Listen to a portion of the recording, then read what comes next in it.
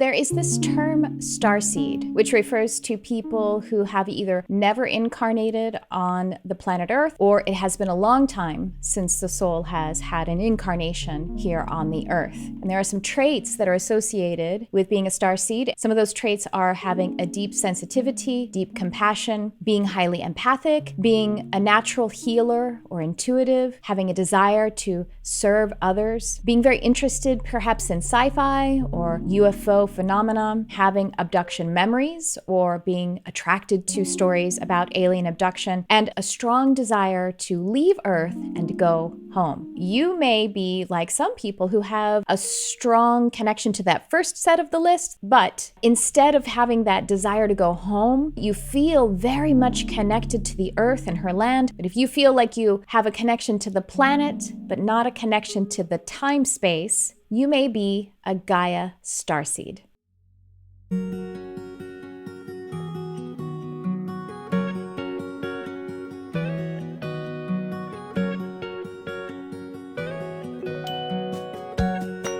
Hi everyone, welcome to Charmed Life with Tricia Carr, a podcast and YouTube channel discussing magic, metaphysics, spiritual development, and what it means to walk the mystic path in service to others.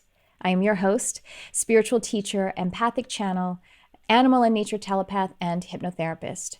And in this episode, I'm going to talk to you about a concept that, well, Spirit recently taught me, which is another way to say I downloaded it or channeled it.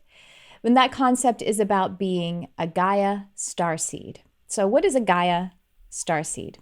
Well, if you want to learn, first of all, if you want to learn more about being a starseed, then you can find in the description or the show notes a link to a video or a podcast or perhaps a playlist of starseed content and a little bit more about what that means. But let's talk about what a Gaia Starseed is, what this concept is.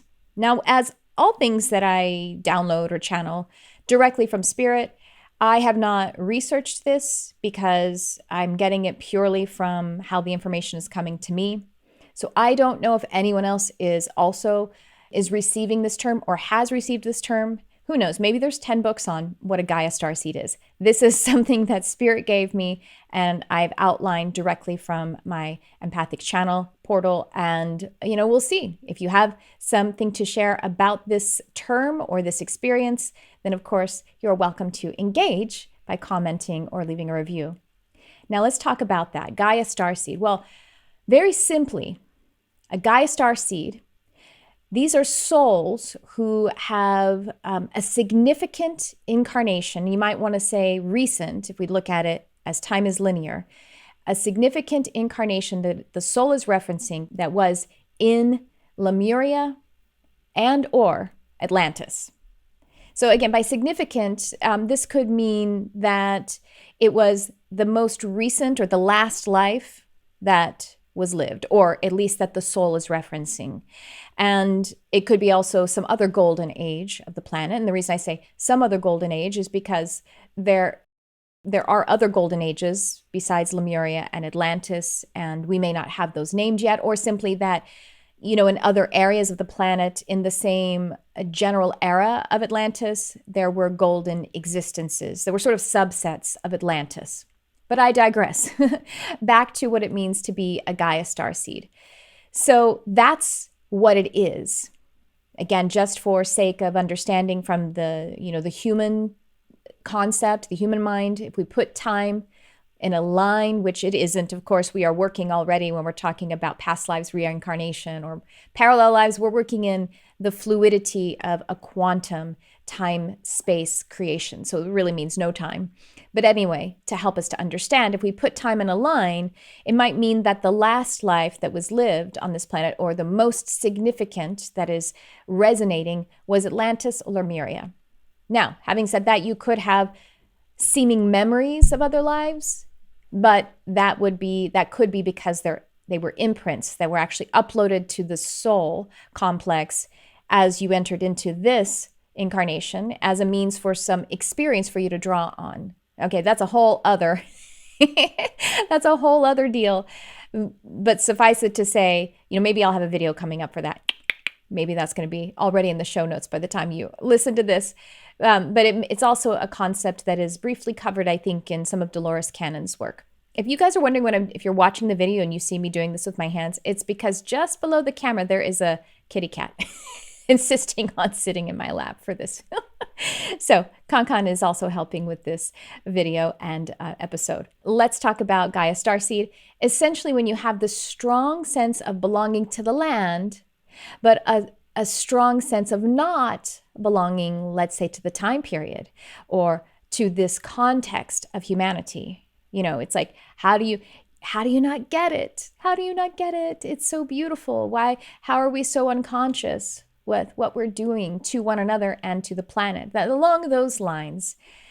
And, you know, when you get into metaphysical learning and exploration, and you're watching different YouTube channels, you're listening to different podcasts, perhaps you're taking classes, reading books, if you're reading Dolores Cannon's work and you're hearing people like really orienting from Arcturus or just even unnamed stellar origins, and you're like, well, I just love it here. I mean, I just want to live inside a tree. I want to be a tree, you know, but you still don't feel totally at home here. And that's what we're talking about now. All right, let's talk about a couple of different types of Gaia Starseeds. I mentioned Lemuria and Atlantis. So we're going to actually break them down in two subsets of Gaia Starseedism. I don't know if that's a thing. Maybe it's a thing now. Once again, as I move into these couple of little lists, these breakdowns, remember that this is just for exploration, that labels and definitions are not where we stay. We just use them as catalysts and jumping off points for our continued expansion. Here we go. A Lemurian Gaia Starseed. Tendencies here, that which feels natural and inspiring to you may be that you are an animal and nature lover. Hello, animal right here. I'll show you him in the end. I'm going to wait until then. Being an animal and nature lover. And also just be, you know, like I say, a nature lover, but maybe being very much into herbalism, plant medicine, you know, communicating with the earth, being in and with the earth. What I like to call also moon goddesses. Now, this isn't just those who are women or even identify as female. I mean people who are enamored and engaged and attracted to the lunar cycles and movement and the spirituality of the moon. That's hello, that's me. I'm a reflector. My human design is reflector. I am a lunar being, 100%. So the moon goddesses. I use goddess, the feminine, because the moon herself is a feminine energy. So also in the Lemurian characteristics of Gaia Starseed, nature alchemy. Now this is a general term that I'm using and I'll compare it to the Atlantean version of it, but let's just leave that there for now. And the next one is sort of expanding on what nature alchemy is, because you may be attracted to witchcraft, nature magic, as a witch or as one who crafts with the earth and her magic. You may have shamanistic tendencies, what feels like a soul's history, a natural sort of leaning to using shamanism for healing and manifestation. And then, of course, crystals. You may have a strong attraction and a natural communion and communication with crystals. All right, now let's talk about characteristics of an Atlantis Gaia Starseed. There's some overlap here, and it's probably really obvious that there would be overlap between the two because they both are occurring on the Earth during magical times and are drawing upon a magical existence. Well, what we call magic from this context is really just, you know, being what we really truly are, spirit becoming human. But anyway, there is overlap starting with the top of this list that I'm giving you, that an Atlantean Gaia Starseed may be very much attracted to crystals as well and have shamanistic tendencies. The thing with the crystal leanings may be a little bit different. See, for an Atlantean, it might be more of crystal technology and using them to be able to conduct energy for the sake of mental acuity, mental expansion, and more of an academic expansion.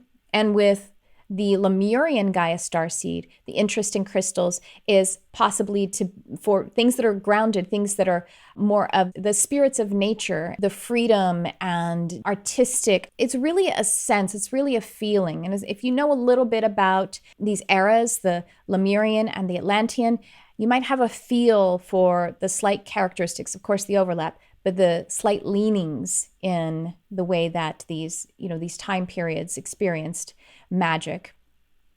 Moving forward, going on with the Atlantean Gaia Starseed characteristics, there may be a strong interest in academics. Now, once again, that's not to say the Lemurians, which I am, are ding-dongs, but academics, books, and even religious history and also science, but it may be even more of the ancient scientific wisdom. And of course, the science that I'm really talking about is like, I'm thinking of Nikola Tesla, you know what I mean? Like, how he advanced in science. And if you know anything about Nikola Tesla, you know that, he was talking to ETs. He was channeling interdimensionals to bring through the technologies that he was bringing through.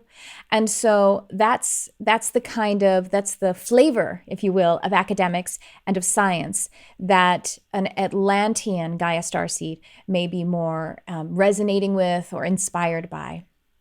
And energy alchemy. So I said nature alchemy for the Lemurian, and energy alchemy or mental alchemy is what I'm thinking of. Again, just a slight flavor or a lean as we're talking about Atlantis with the energy or mental alchemy, and the spirit energy alchemy, and the Lemurians with the nature and the spirit of nature kind of alchemy. I'm going to leave you to just like ponder that, just to feel your way into what it means to be a nature alchemist or an energy alchemist, and let that just simmer with you.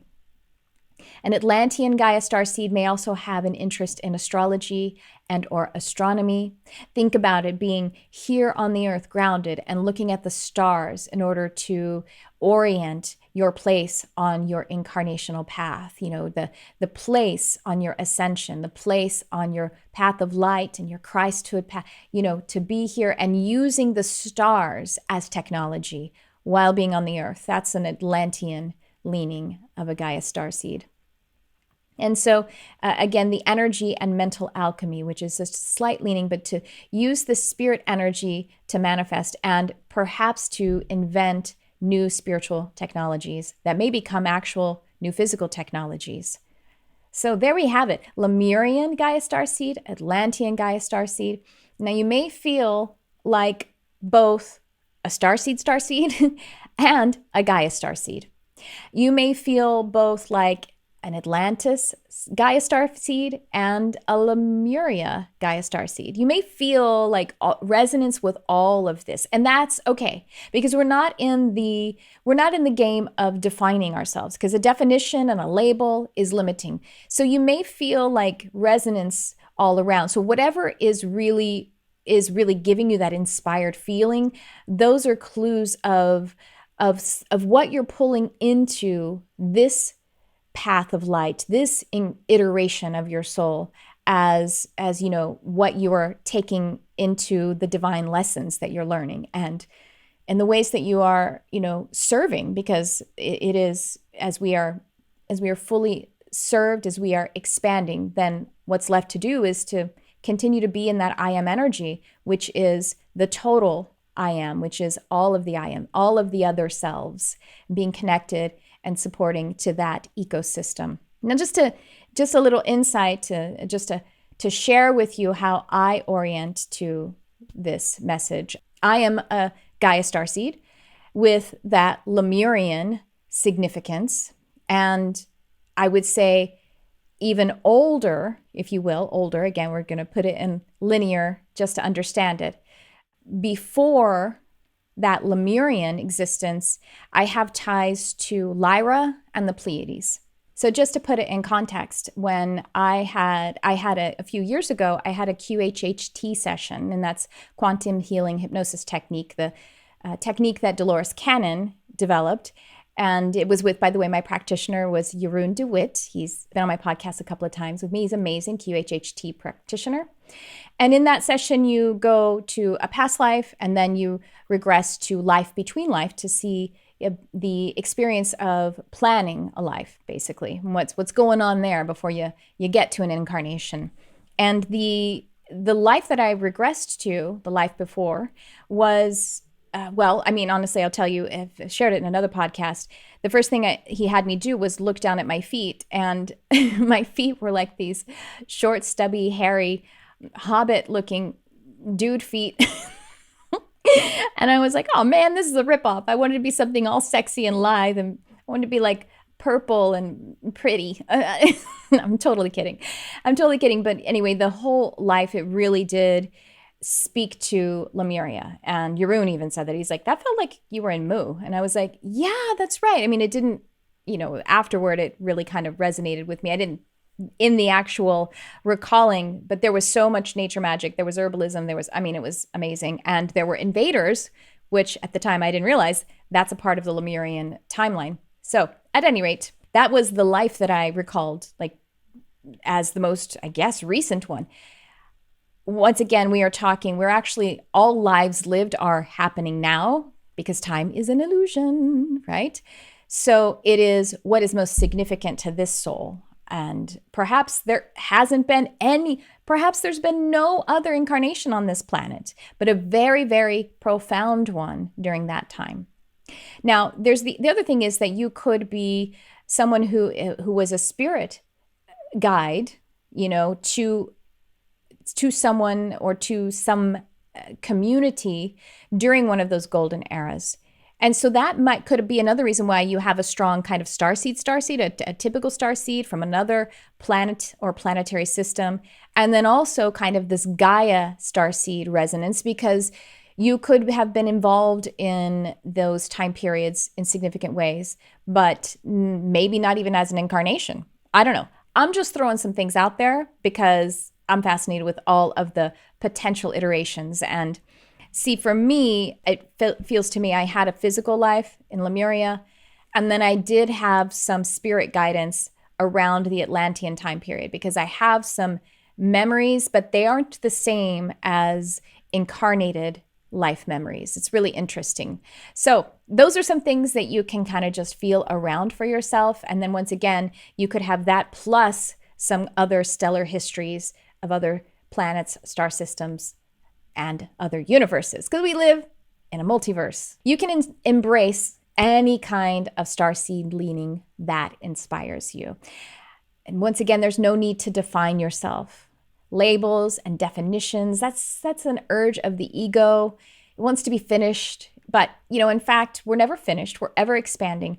So if you are a starseed, or if you are a Gaia Starseed, if you are a Lemurian Gaia Starseed, an Atlantean Gaia Starseed, or any or all of the above, just hold loosely, be inspired. Hold loosely to the labels and be inspired by them so you can continue to explore the ever-expanding limitlessness of your soul and of this multiverse.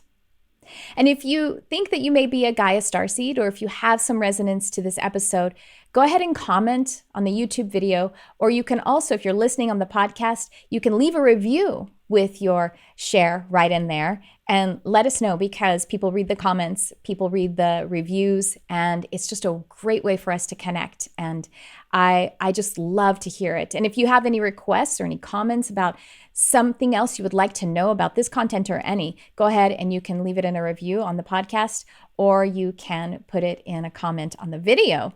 And if you enjoyed this episode, I would love it if you would share it, like, comment, as I've said.